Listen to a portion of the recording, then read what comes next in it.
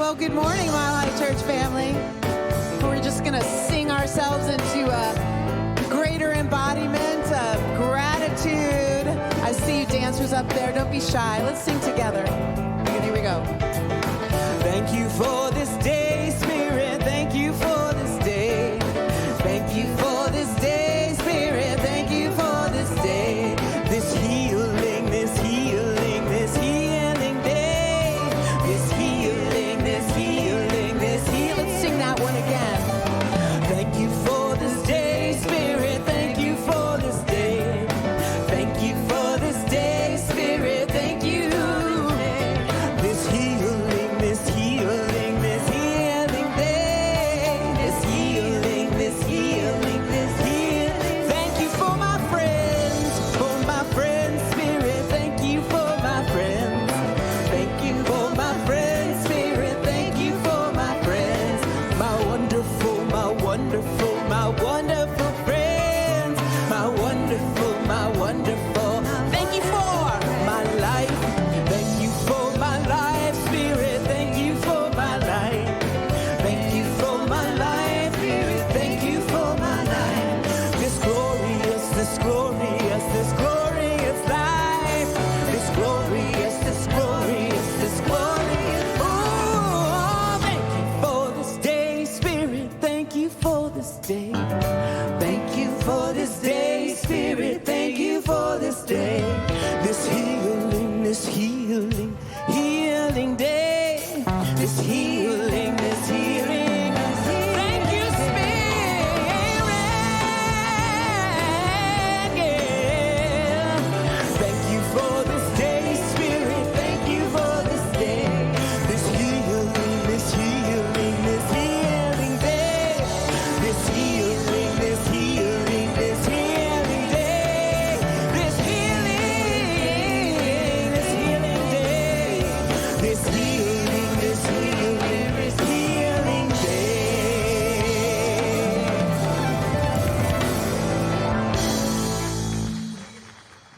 Thank you, Laura Berman, Stephanie Chang, Mile High Band. So grateful for them today.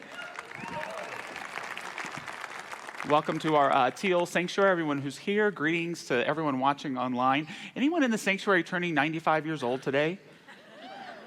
Anybody? I think right there, our beloved Betty Lucetta, 95 years young today. If you want to know anything about our teaching, you can read a book or you can get to know Betty because she lives it and embodies it in so many ways. Happy birthday, dear one. We love you so much and celebrate you and your family this morning. Trying to think of the perfect metaphor for life this morning. Life is like winning the big game and then breaking your ankle.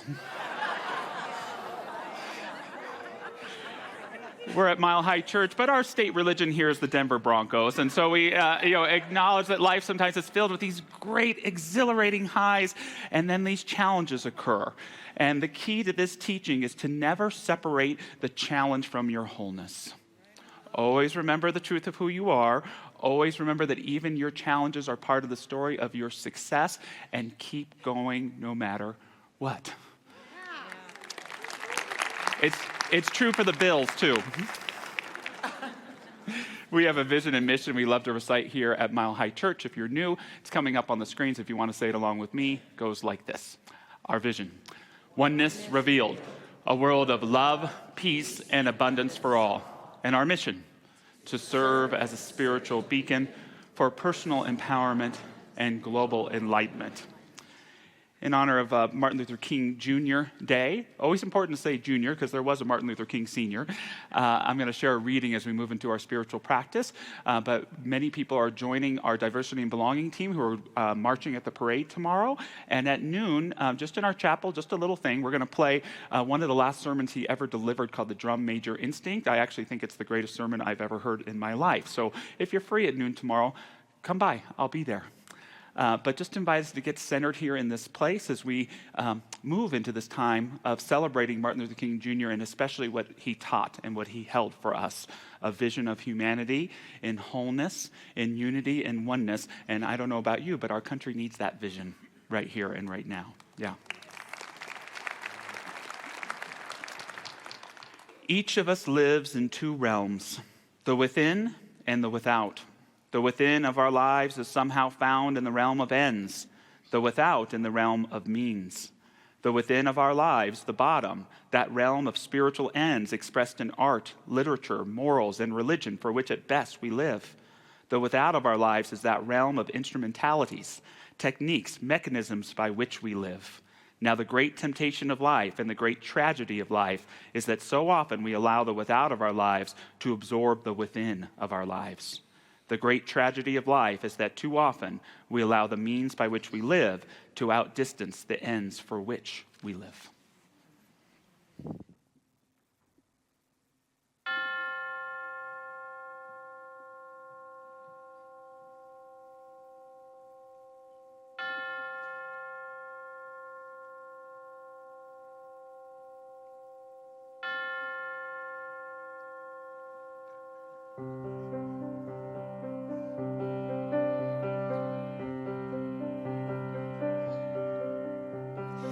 Surely the presence of God is in this place.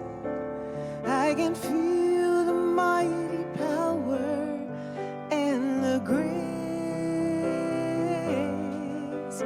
I can hear the rush of angel wings. I see glory on each face. Surely the presence of God is in this place.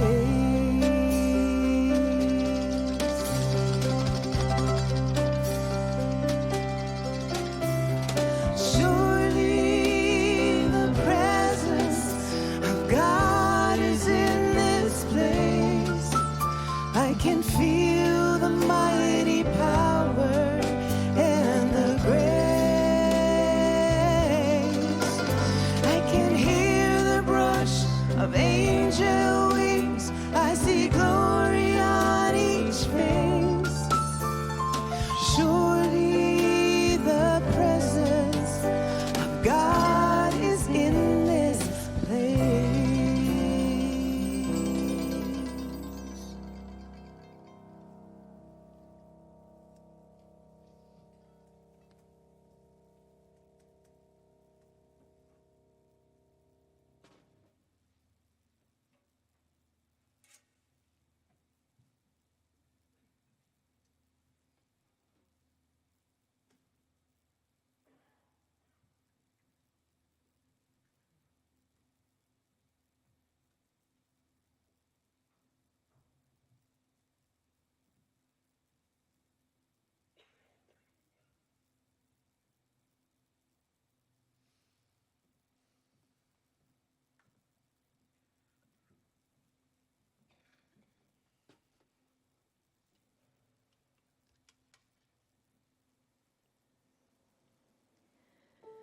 So in this moment, we breathe, we surrender, and we let go.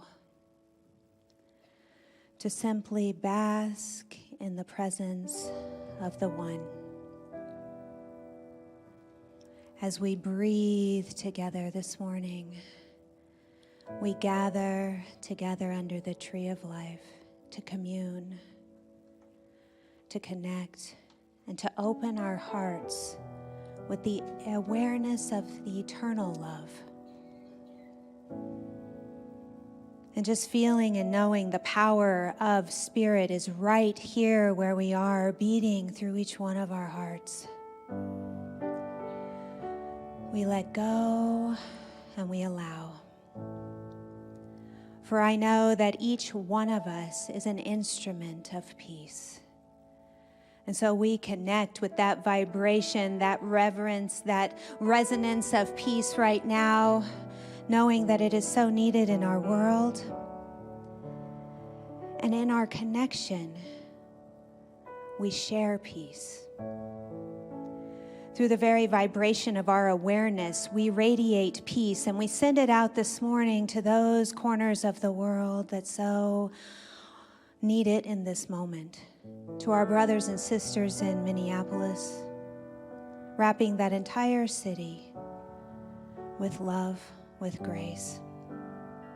We send it out to those who are suffering this morning, knowing that God is right where they are. And so we breathe in and we breathe out peace.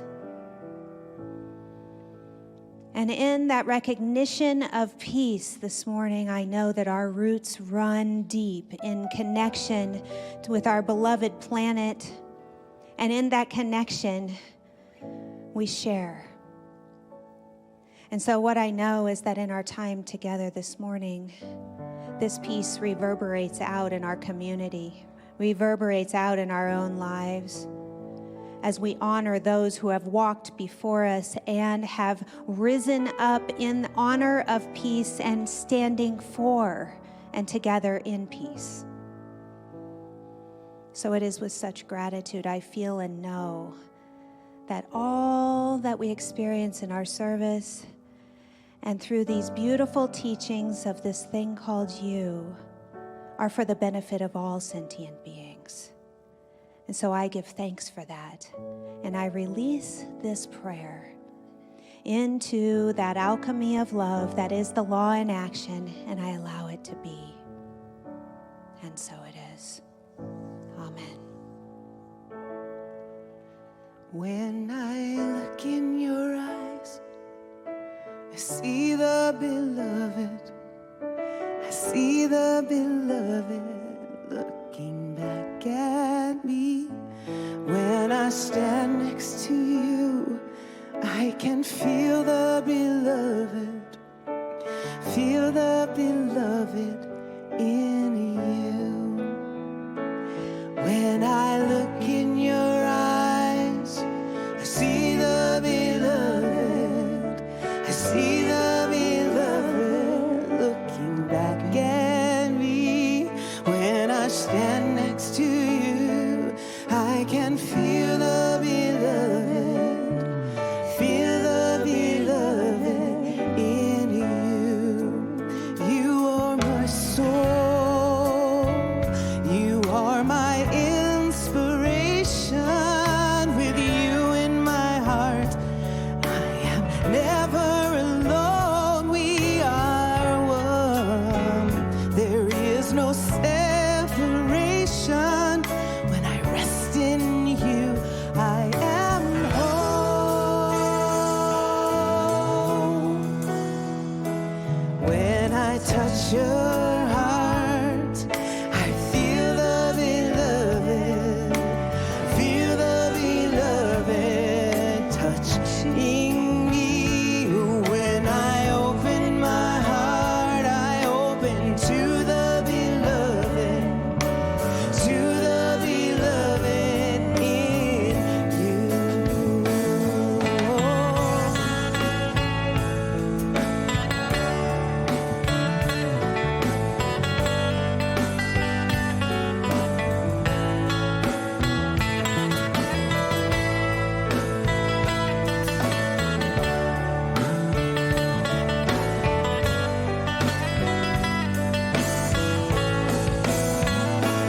I look in your eyes, I see the beloved. I see the beloved looking back at me. When I stand next to you, I can feel the beloved. I feel the beloved in you. You are in my soul. You are my inspiration. With you in my heart, I am never alone. We are one. There is no separation. When I rest in you, I am home. When I touch your heart, I feel the beloved. Feel the beloved touching me. When I open my heart, I open to the beloved. To the beloved in you. Beloved in you. the beloved in me. We are one as beloved, beloved.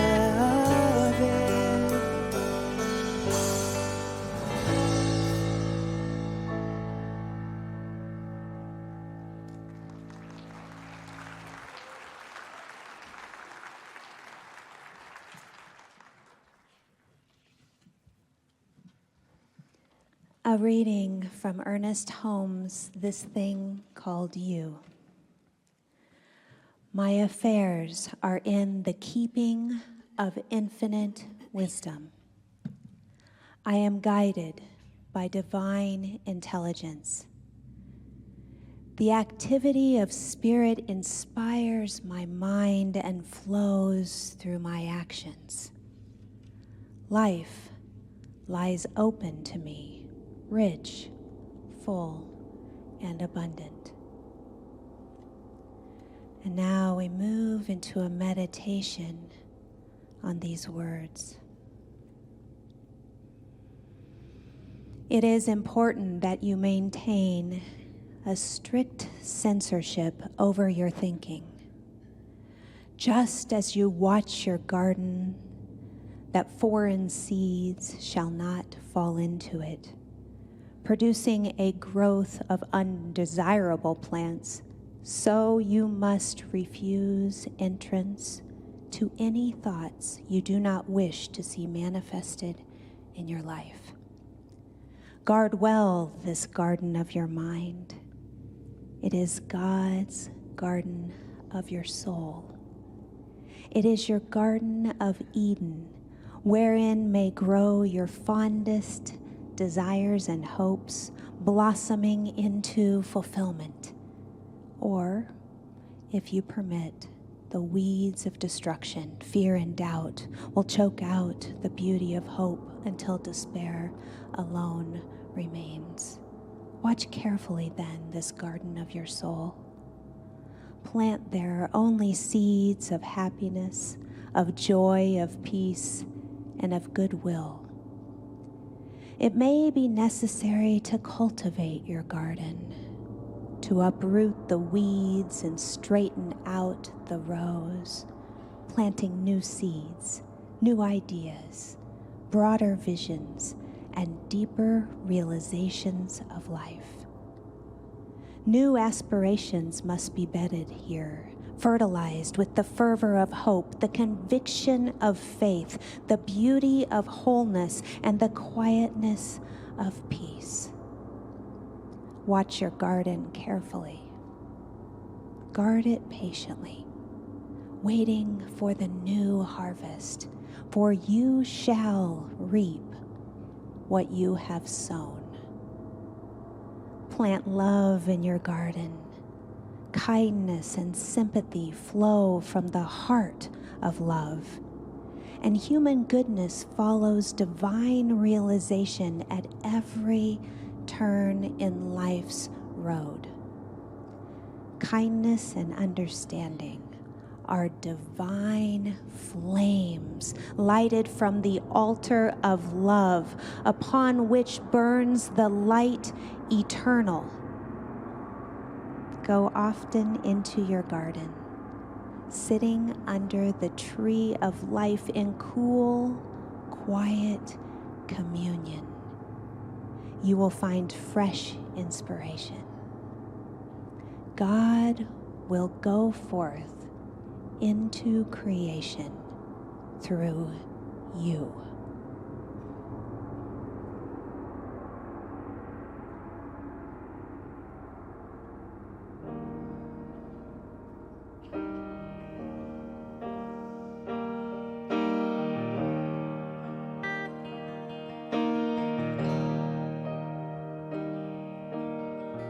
Look at the ivy on the old clinging wall.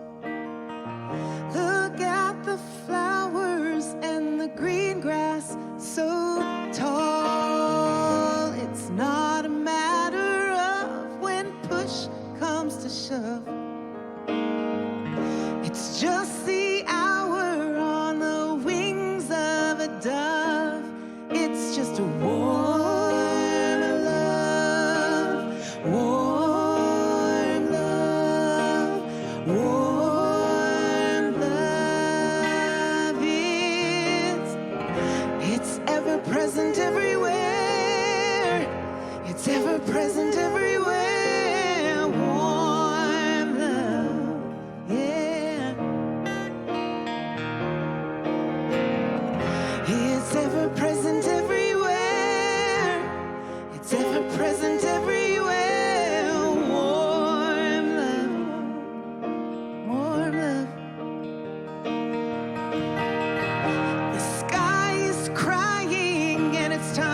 go home. And we shall hurry to the car from the phone. Oh, sit by the fire and dry our wet clothes. It's raining outside from the skies up above. It's a warm love, warm love, warm love. Oh, it's ever present everywhere. It's ever present everywhere. Warm love. Oh, can you sing that with us? It's ever present everywhere. It's ever present everywhere. It's ever present everywhere. Warm love. Warm love. It's everywhere. It's ever present everywhere. It's ever present everywhere. Warm love. Warm love is everywhere. It's ever present everywhere. It's ever present everywhere. Warm love. Warm love. Warm love.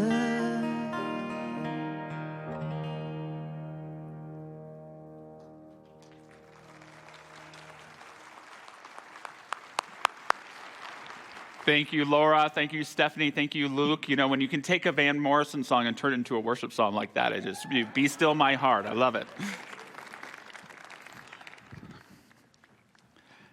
Great to see everyone this morning, or great to be seen, folks watching us online. We're continuing our Back to Basics series, which we do all through Sundays in January. We're using a book, This Thing Called You, which is my favorite Ernest Holmes book. And if you're new to Mile High, we want to give you a copy.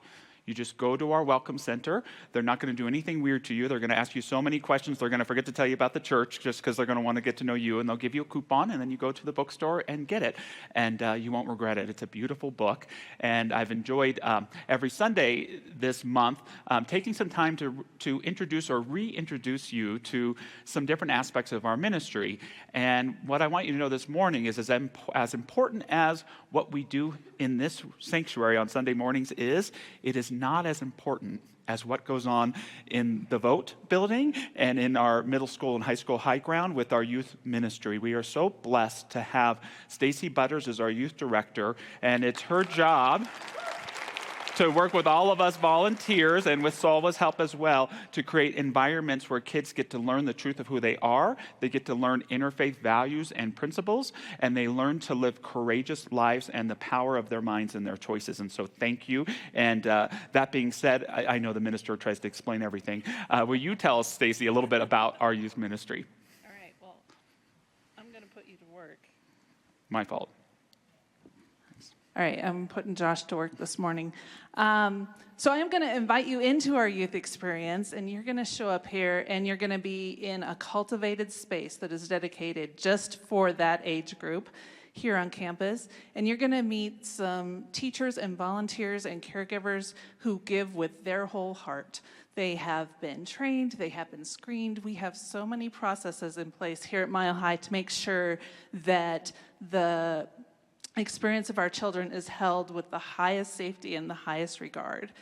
So now you're in there and you're going to be having this experience. And as Josh said, you know, we pull from a lot of lessons about self, and we pull from lessons about connection, and we especially pull from lessons about spirit. And we have also been doing this thing called You here in January. So you're going to be hanging out, and we're going to be getting out some water, and we're going to have our vessel full of water, and then we're going to have a smaller glass that we're actually going to drop down inside of that water. We're going to talk about how that water is the incredible energy, life with a capital L, loving thing that we call spirit, and how you can be full of spirit like this small glass, but then also everything is spirit like this whole container. All right? And then I'm going to hand you a bucket full of buttons and some ribbon. And you're going to get to choose whatever buttons you want to put on that ribbon. And all of the buttons are going to be different. You can put them on there however you like. And at the end of this activity, we're going to talk about how that ribbon that runs through the center of all those buttons, even though every button might look different, every button might show up differently, that ribbon is indeed spirit running through all of us. So that is just a taste. Thank you for letting me share with you. Thank you for letting me lead and do this incredible work with kids. We're so grateful to you, Stacy. If you want to add an extra spiritual layer of service in your life, volunteer to assist in creating these environments for these incredible kids. It's amazing work. And see Stacy after service if you are interested in that. Thank you so much, Stacy. Thank you. Thanks all.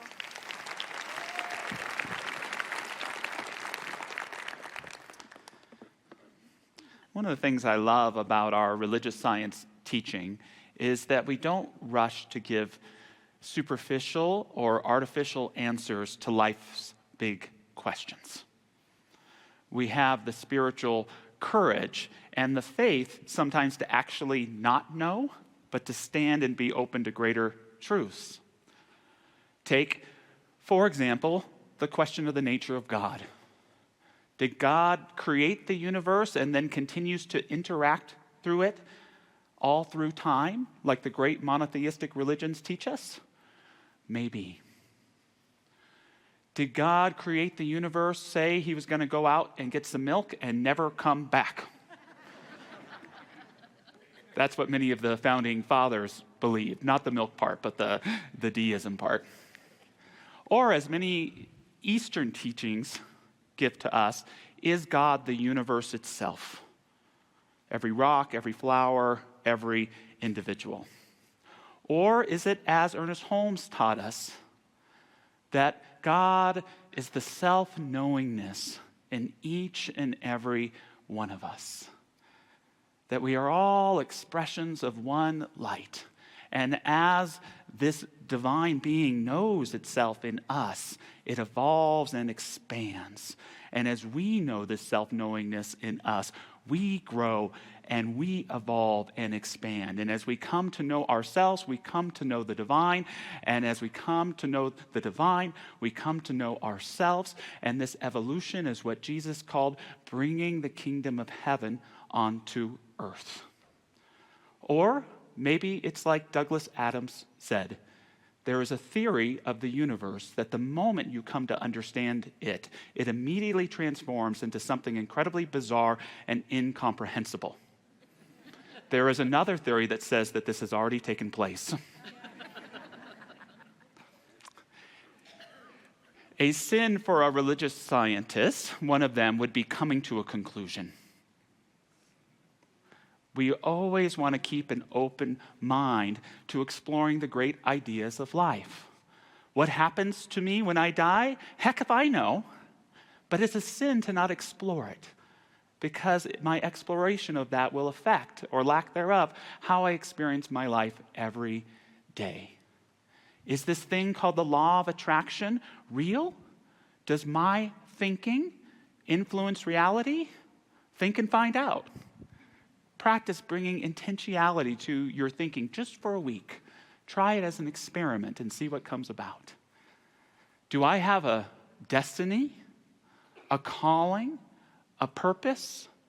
I'm not sure, but if I dedicate myself to being all that I can be in this life, the adventure that is provided by that courage will answer that question for me as well. Keep thinking, keep questioning, keep expanding. That's part of this adventure called life. Now, here at Mile High Church, there's an inherent problem that I'm aware of every week when I'm speaking before you, and that is that we are based on a distrust of ministers. This whole teaching came about because of a distrust of ministers. Ralph Waldo Emerson, who was a minister, looked at himself in the mirror and looked at other ministers of his time and said, these guys aren't bringing people closer to God. They're pulling God closer, further away.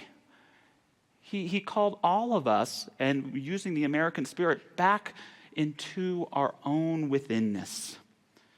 He would say in a little essay called Self-Reliance, "Whoso would be a man must be a nonconformist." Always hard to share at new members class. "He who would gather immortal palms must not be hindered by the name of goodness, but must explore it if it be goodness. Nothing is at last sacred but the integrity of your own mind. Absolve you to yourself, and you shall have the suffrage of the world." Now, I don't know the story that brought you to Mile High Church, but I am guessing that for most of you, it's complicated. And I'm guessing that for most of you, there is a point where you heard something preached from someone like me, a preacher, an evangelist, and what they said offended your soul. Doesn't matter what religion they wore, but they said something that offended your soul and that wasn't true in your heart of hearts. If you like to be naked and lay in the grass every once in a while, you're a witch. If you love someone who's the same sex as you, there's something inherently wrong and sinful about you. If you are a child raised in India, taught the golden rule and all the best virtues of life, and yet you still worship a deity that resembles an elephant, you're going to go to hell. There is something inherently wrong with you that must be spiritually fixed. We are all born spiritually damaged. Even if you are the most precious little baby, so precious that the smell of your dirty diapers brings a tear to the eye because your life is so precious, there's still something inherently wrong with you that you need the church to fix. And part of us said no, this doesn't resonate with me. And perhaps like me, you made one or both of the following mistakes. The first is that although you dismissed what the pastor was saying, you still left them their authority. Instead of saying, "God, you're representing God, you clearly know nothing about her." You allowed that individual to still speak for God, so much so that you may have distanced yourself from divinity and divine truth. And second, you may have done the mistake of recognizing that just because you leave the church doesn't mean you don't keep the worldview. When we don't think for ourselves, someone or something else thinks for us. So for many of us, the calling is to build that spiritual philosophy, finding it within first and then discovering it anywhere we can around us that helps us understand the truth in our experience about the nature of God, the nature of who we are as human beings, the nature of these beautiful children we've been talking about, the purpose of life. There is no greater blasphemy to God than the idea that you are unworthy. No greater blasphemy to the Spirit than to miss out on the truth of your precious, beautiful nature. There's a little anthem we have in New Thought. It's a song that was written by a woman named Libby Broderick in the late 1980s. I've been in this teaching since I was a teenager, and I've always found it kind of corny, even make fun of it from time to time.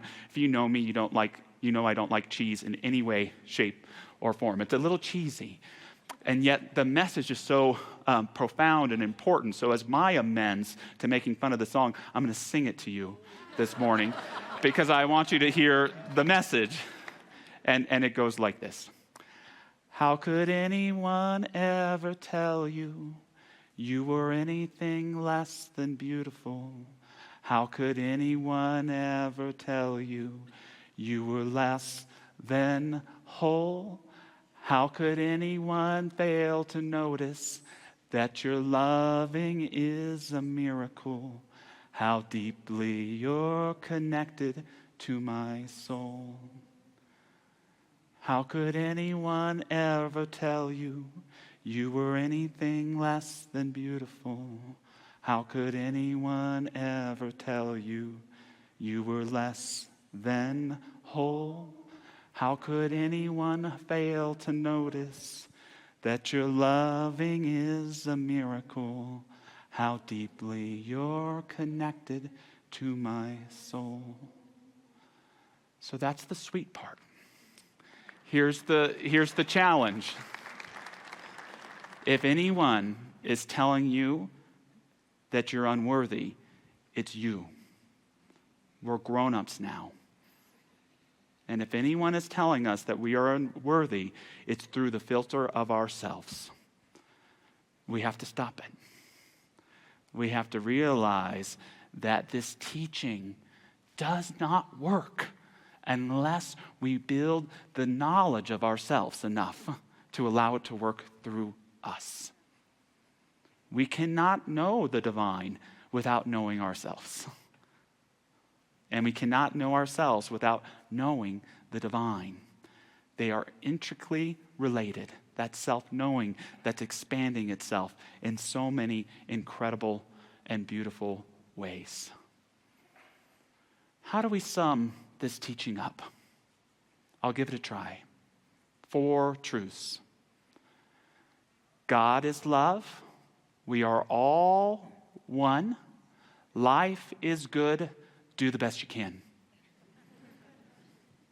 God is love. We are all one. Life is good. Do the best you can. If you can remember the best you can to remember those first 3 truths, take them and seek to apply them in your life, you will have embodied and mastered this teaching. God is love. It doesn't mean that God just has a whole lot of affection for you, which I'm sure God does. What God as love means is that the creative impetus back of all creation is love.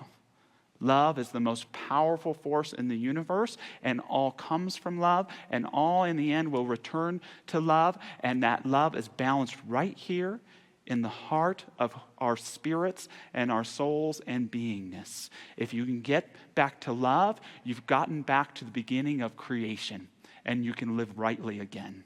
If you get stuck in not love, you don't know yourself and you don't know God. Love yourself back to love. Love yourself back to love. We are all one. We are all one. Each and every one of us is a manifestation of the light. How we reflect that light or deflect it is up to us. That is what we call uniqueness. In this thing called you, sorry, it took me a little while to get around to it this morning, Ernest Holmes shares with us, this union, however, does not mean sameness. For while unity requires conformity to principles, unity never means uniformity. Every blade of grass, every crystal, every drop of water, like every individual, is a little different from any other one of its species. The great Joseph Campbell invited us to imagine ourselves in a lecture hall, in a place just like this, and to see that the hall is filled with light bulbs, just like the ones above us here. And he invites us to recognize that every bulb is different, but the light in each bulb is the same. What matters for each of us as individuals is the quality of our consciousness. That is what we're called to. Who am I in relationship with this light? How am I going to choose to reflect it, or am I going to spend the whole of my life running from it, not seeing it in myself and others? Quality of life is your quality of consciousness. And as we nurture our awareness of the light within, we begin to bring forth what is best and most precious and colorful and beautiful within us in this grand mosaic. Think how life would be different if everyone knew this light was within them and that the work of life was to bring it forth and radiate it. Not to hide it under a bushel, but to shine and be the beautiful, precious light that you are. Life is good. Life is good. We're the only religion I know that teaches this as a fundamental principle. despite appearances, and sometimes even because challenges, the heart of this thing called life is good. There is nothing wrong with this world inherently. The cosmos is not broken. There is a powerful good in the universe at the heart of all life, and its nature and propulsion is to make things better and better and better. What happens? We mess it up. We get in the way. We struggle. But if we could remember this force for good and to be a presence for it in our lives, we can begin to overcome these obstacles. I know when we look at the world and at our country sometimes, it seems that these obstacles are insurmountable. You just want to give up. Don't give up. Remember that good and know that you can bring it forward in your life. Holmes wrote this thing called You in 1945, and at the same time, a little movie came out a year later called It's a Wonderful Life, and this quote makes me think of both of these things. Holmes says, "The greatest gift life could have made to you is yourself. You are a spontaneous, self-choosing center in life, in the great drama of being, the great joy of becoming, the certainty of eternal expansion.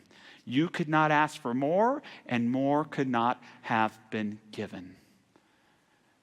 The gift of life is not given once. It's always right here in this moment.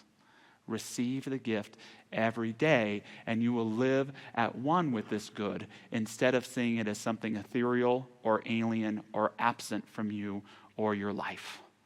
All that being said, do the best you can. Do the best you can. Is there anything else you can do? No. Just do the best you can over and over. Are you going to fall down? Yes. Are you going to win the game and break an ankle? Sometimes. Just keep on moving forward in awareness that God is love, that deeply we are one, that there is a good happening and wanting to take place in my life right now, over and over and over again. Reflecting on Dr. King this week, I'm reminded of his first great calling was to lead the Montgomery bus boycott in Montgomery, Alabama. Rosa Parks had refused to go to the back of the bus, and a bus boycott was called for. And for 11 months, the majority of blacks in Montgomery, Alabama, refused to board the bus. And the reason they were able to do that is they created a rideshare and carpool program. So people didn't have to walk all the way to work, although some people did as a point of pride and protest. The mayor, finally wanting to end this boycott, made the decision that ride sharing was a kind of business. And if you wanted to continue it, you were going to have to get a business license. And guess who wasn't going to be granted a business license? So King and his representatives took them to court, and King knew they weren't going to be victorious.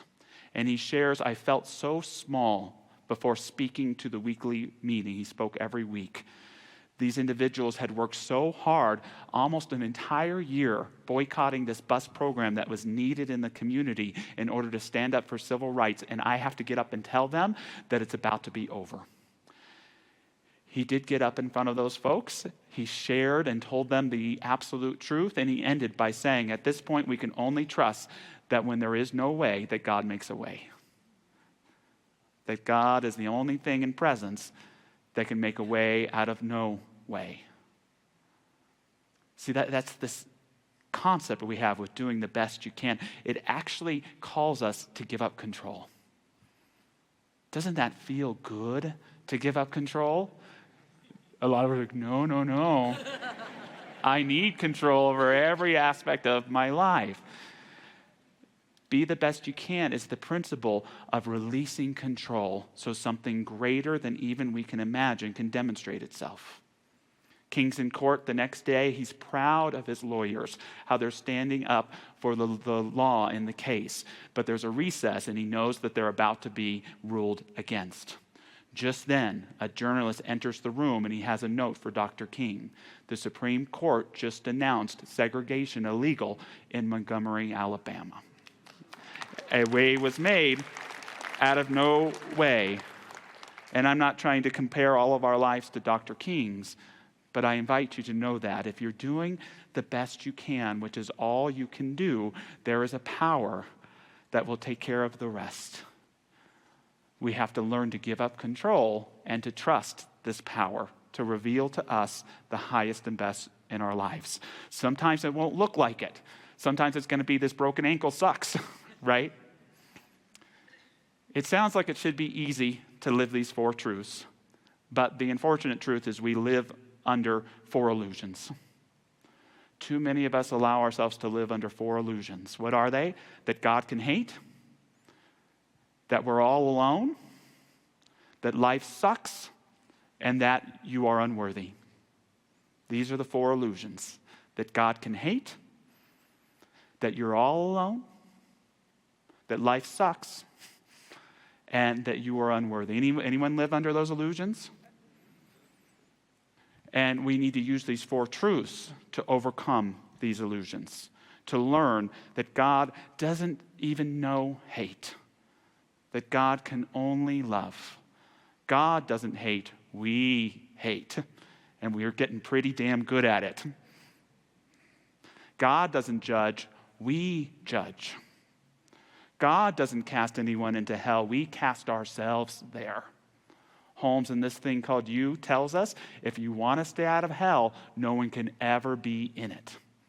It logically follows that if you want to be in heaven, no one can ever be outside of it. God doesn't hate. You are never alone. There are times in my life, difficult times, where I fall under the illusion that I am a separate, ghost-like being, disconnected from life and reality, that I will never be truly seen or known or understood. This identity that I experience is a construct. He is not real.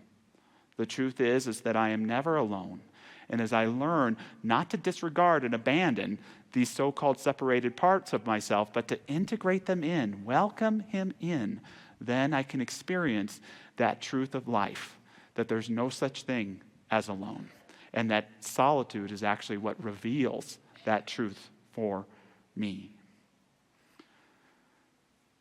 Now, life sucks is the trickiest one because sometimes it does. And yet, when we isolate an experience of challenge, we are disconnecting ourselves from that greater truth. I'm not here to sugarcoat any challenge that we've experienced, the devastation of loss, the pain that we may see taking place in a loved one's life or in our communities or in our country. I'm not trying to sugarcoat any of that. But we are called to remember our wholeness, that the shadow of a broken heart is always a deep gratitude for living, that the shadow side of a deep challenge is the understanding and the embracing of the gladness of adventure. Challenging experiences suck. Yet when we call them in and remember our wholeness, we are given everything that we need to still live life in gratitude. No matter the difficulty, this is the spiritual courage in each of us. We can celebrate life no matter what. As I was saying before, there is no greater blasphemy than this idea that we are unworthy. I do not mean this from a standpoint of some sort of spiritual participation trophy. Proving our worthiness to ourselves for many of us may be a day after day practice. However, to reveal our wholeness to ourselves, to learn to love ourselves as a precious being and not into trying to be someone we're not, is to unlock the door to the meaning of ultimate reality, our spirit, and the truth of this life. To overcome our sense of unworthiness is not only to reveal our worth, but is to become who we really are. Remember the 4 truths.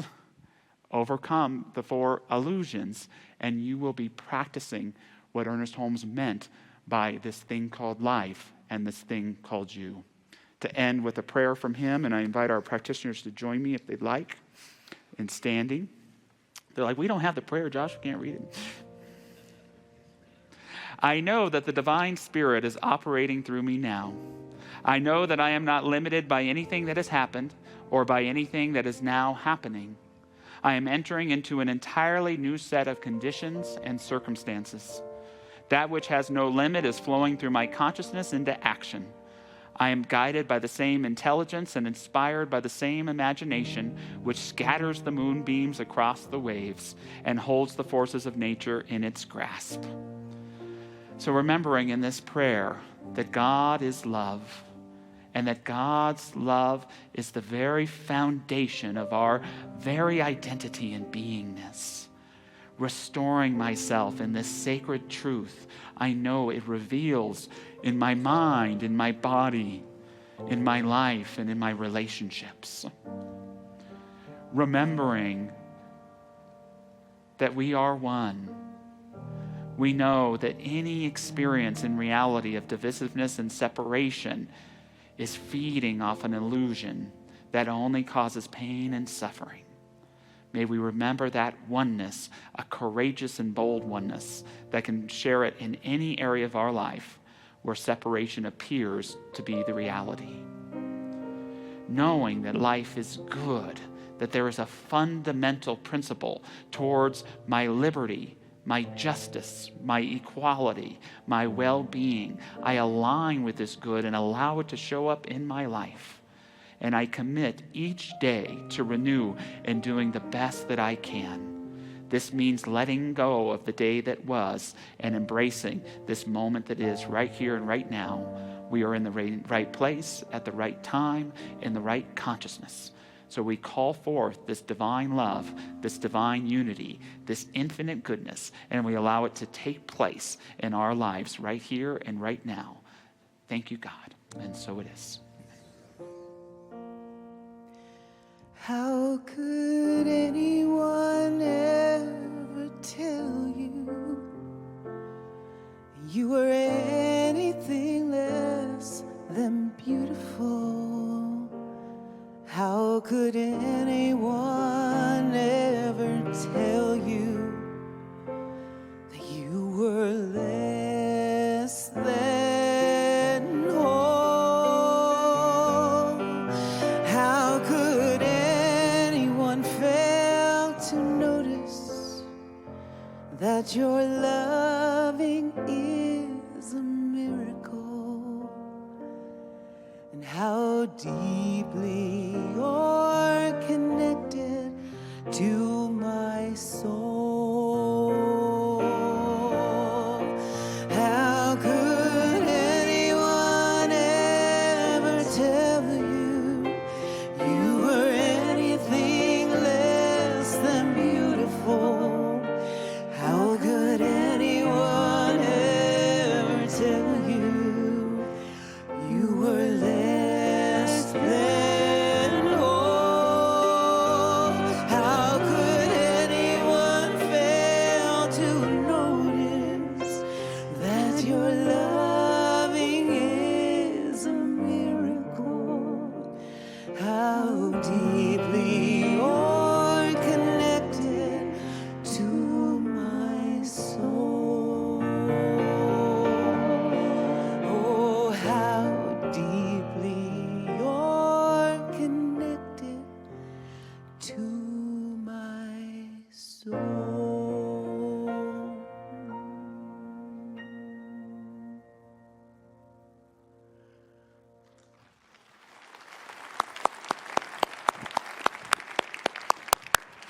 Much better. Thank you very much. So we move into our time of offering. This is something we do every Sunday, and that's where the minister asks for money and says, thank you so much for financially supporting Mile High Church. We are so blessed to be given such abundance and to be able to invest that abundance you bring to us into the wonderful programming and services that we're able to create here. Thank you, thank you, thank you.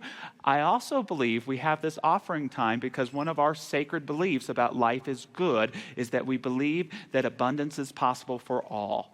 We believe in principles of prosperity and well-being, and I like to think that when we are all giving our offering together, we get to affirm abundance for Mile High Church, but we get to affirm our own abundance. We get to affirm the idea that as we give, we receive, and we also get to affirm abundance for all of our fellow community members in such a beautiful way. So you can know if you're struggling with prosperity, and we all do at times, that you are surrounded prayerfully by incredibly abundant people that are knowing the truth of who you are.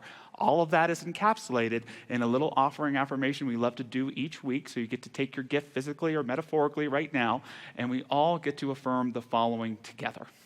Divine love, as me, blesses and multiplies all that I am, all that I have, and all that I circulate. And so it is.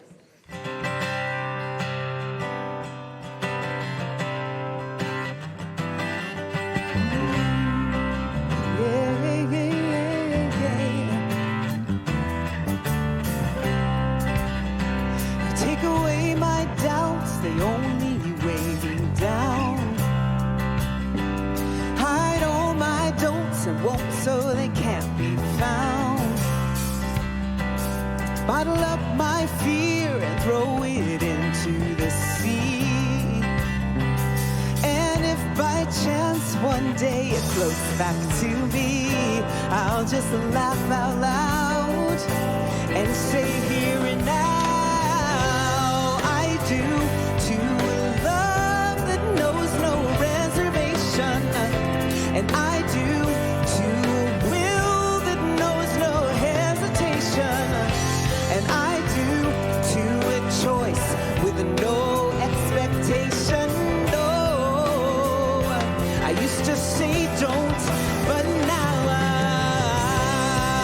do. I do. Well, yes, I do. I take away this life I thought was safe and sound.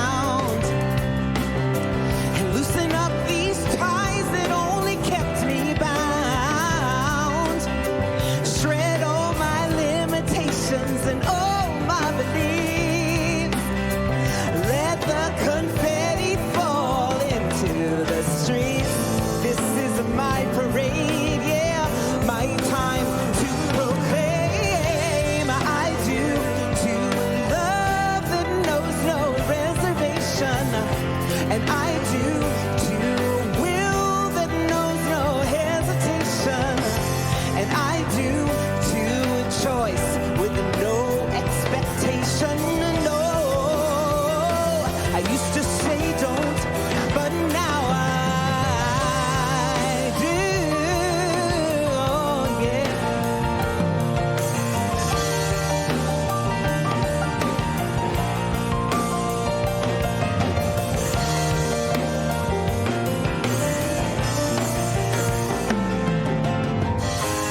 I do to a love that knows no reservation, and I do to a will that knows no hesitation, and I do to a choice with no expectation.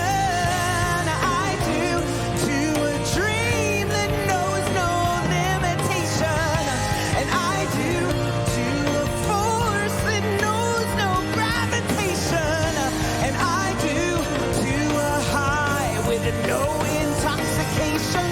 No, I used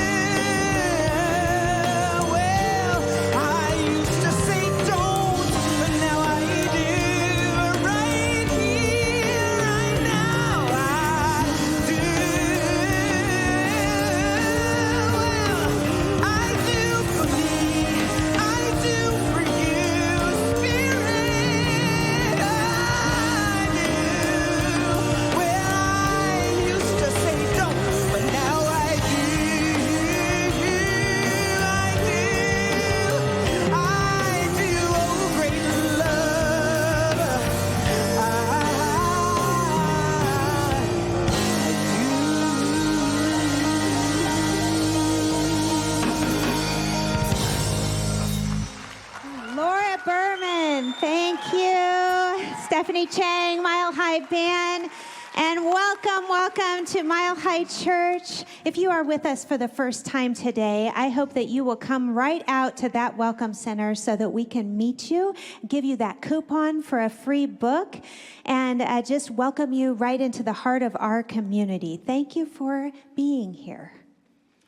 Thank you very much, Zamira. I know my back is turned to you, but after you go to the Welcome Center, this is for everybody. Zamira created this incredible interfaith display for us over on the side of the sanctuary. Do check that out. I know it's evolving over time, but it's just so fantastic, and I'm just so grateful for the minister that you are here at Mile High Church and all the incredible things that you create for us. It's really fantastic. The topic is divination, and it is divination through an interfaith and a new thought lens. So it will be unfolding, so I hope you'll check it out. It's a beautiful spiritual buffet over there. Hey, people can still sign up for classes? Yes, you can still sign up for classes this week. I know we started last week, but all the classes have been recorded. You can jump right in, and you won't have missed a thing. So you can go out, and there's an education table out in the lobby, and we hope to see you in one of our classes this week. Thanks, Amira. Susan, you've been doing workshops for us every Sunday here.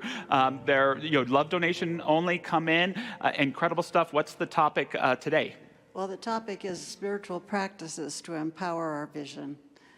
Let me just say for a minute that we all have these wonderful little devices that allow us to tune in to whatever we want.